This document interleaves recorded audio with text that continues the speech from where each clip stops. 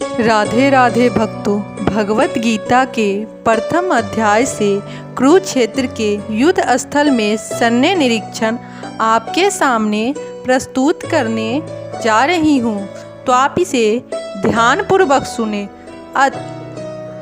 श्लोक 40 में बताया गया है, भक्तों, अधर्मे अभिभावन्ते कृष्ण प्रदुष्यन्ति कुल स्त्रियता स्त्रीषु दुष्टांशु वासेर्ने जयंती वर्णा संकर। इसका हिंदी में अर्थ है, भक्तों, हे कृष्ण, जब कुल में अधर्म प्रमुख हो जाता है तो कुल की स्त्रियां दूषित हो जाती है और स्त्रीत्व के पतन से ही वृषणीवंशी अवांछित संतानें उत्पन्न होती है।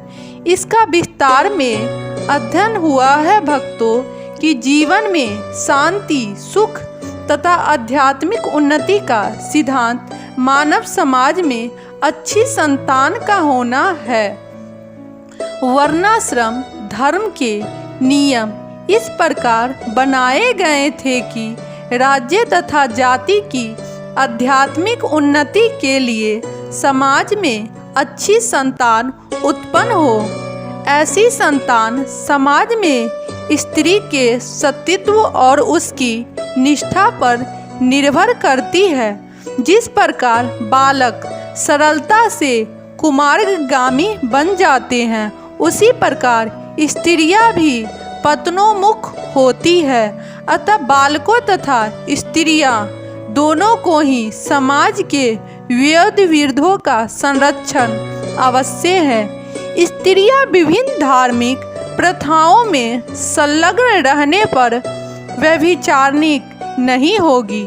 चाणक्य पंडित के अनुसार सामान्य स्त्रियां अधिक बुद्धिमान नहीं होती, अतः वे विश्वसनीय नहीं है। इसीलिए उन्हें विविध कुल परंपराओं में व्यस्त रहना चाहिए और इस तरह उसके सतीत्व तथा अनुरक्ति से ऐसी संतान जन्मेगी जो वर्णाश्रम धर्म में भाग लेने के योग्य होगी।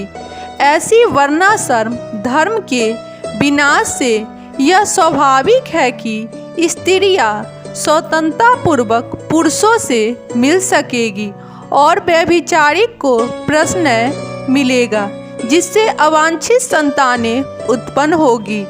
निठल्ले लोग भी समाज में व्यभिचारी को प्रेरित करते हैं और इस तरह अवांछित बच्चों की बाढ़ आ जाती है, जिससे मानव जाति पर युद्ध और महामारी का संकट छा जाता है। श्लोक 31 में बताया गया है, भक्तों, शंकर नरकाय एवं कुल घृणाम कुलस्य च पतन्ति पितरः ऐसामा लुप्त पिंड उदक्रिया।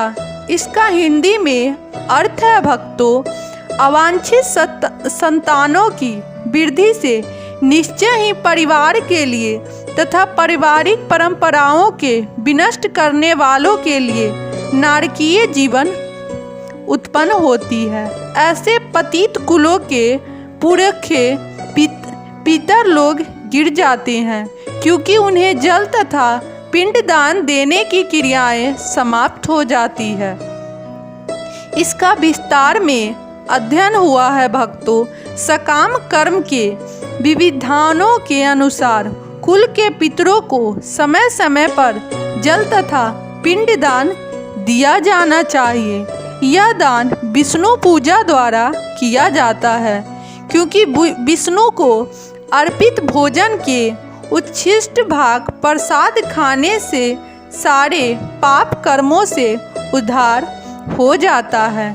कभी कभी पितरंग विविध प्रकार के पाप कर्मों से ग्रस्त हो सकते हैं और कभी कभी उनमें से कुछ तो स्थूल शरीर प्राप्त न हो सकने के कारण उन्हें प्रेतों के रूप में सूक्ष्म शरीर धारण करने के लिए बाध्य होना पड़ता है। अतः जब वंशजों द्वारा पितरों को बचा प्रसाद अर्पित किया जाता है तो उनका प्रेत योनि या अन्य प्रकार के दुखमय जीवन से उद्धार होता है। पितरों को इस तरह की सहायता पहुंचाना कुल परंपरा है और जो लोग भक्ति का जीवन यापन नहीं करते उन्हें ये अनुष्ठान करने होते हैं।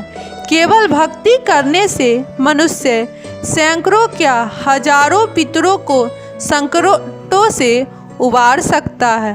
भागवत में ऐसा कहा गया है, जो पुरुष अन्य समस्त कर्तव्यों को त्याग कर मुक्ति के दाता मुक्ति के चरण कमलों की शरण ग्रहण करता है और इस पथ पर गंभीर पूर्वक चलता है, वह देवताओं, मुनियों और सामान्य जीवों, स्वजनों, मनुष्य या पितरों के प्रति अपने कर्तव्य या ऋण से मुक्त हो जाता है। श्री भागवत की सेवा करने से ऐसे दायित्व अपने आप पूरे हो जाते हैं।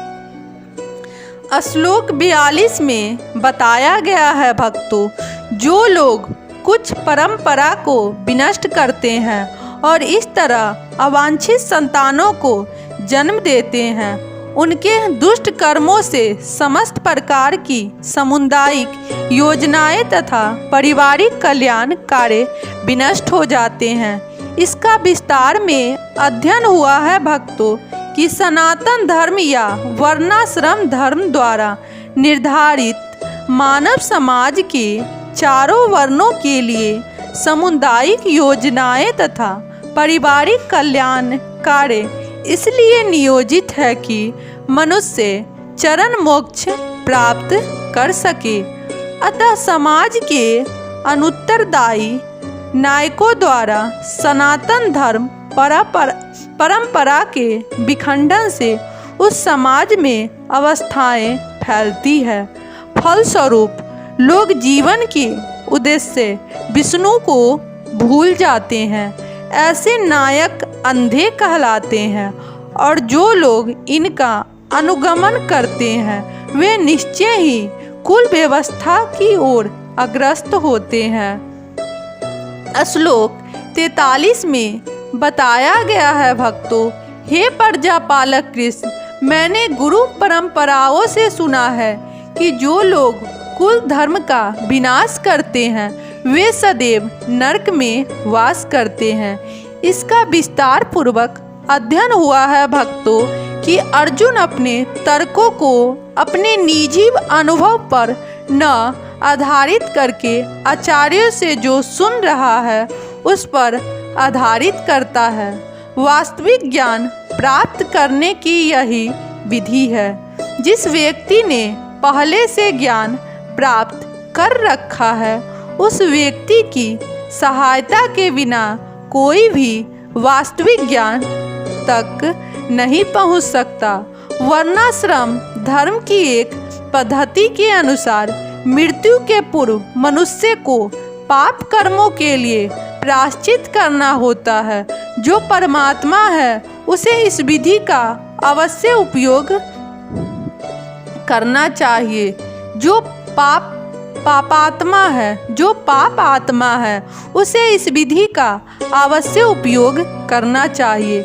ऐसे किए बिना मनुष्य निश्चित रूप से नरक में भेजा जाएगा, जहां उसे अपने पाप कर्मों के लिए कष्टमय जीवन बिताना होगा। श्लोक 44 में बताया गया है, भक्तों, ओह कितने आश्चर्य की बात है कि हम सब जनघ पाप कर्म करने के लिए उद्धत हो रहे हैं। राज्य सुख भोगने की इच्छा से प्रेरित होकर हम अपने ही संबंधियों को मारने पर तुले हैं। इसका विस्तार में अध्ययन हुआ है, भक्तों। स्वार्थ के वशीभूत होकर मनुष्य अपने सगे भाई, माँ या बाप के वंद जैसे पाप कर्मों में प्रवृत्त हो सकता है। विश्व के इतिहास में ऐसे अनेक उदाहरण मिलते हैं, किंतु भगवान का साधु भक्त होने के कारण अर्जुन सदाचार के प्रति जागरूक है, अतः वह ऐसे कार्यों से बचने का प्रयत्न करता है।